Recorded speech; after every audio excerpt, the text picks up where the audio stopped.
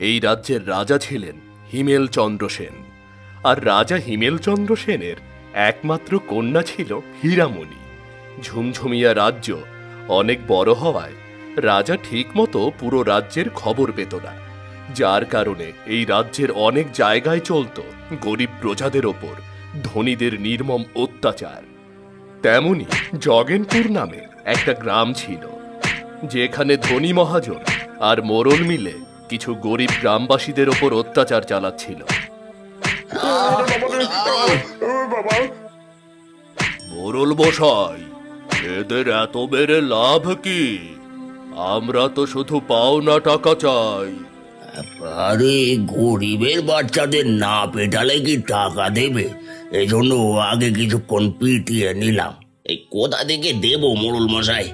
অভাবে পড়ে সামান্য কিছু টাকা নিয়েছিলাম, সেই টাকা নাকি বাড়তে বাড়তে 10 গুণ হয়ে গেছে।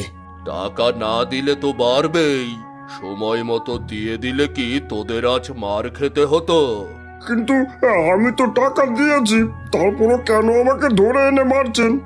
ওরে, তুই তো কেবল 1 মাসের লাভের টাকা দিয়েছিস, জানিস না আবার টাকা প্রতি মাসে দ্বিগুণ হয়। সবই তো বুঝলাম, এবার ওই অজয়ের বিষয়টা বলো তো।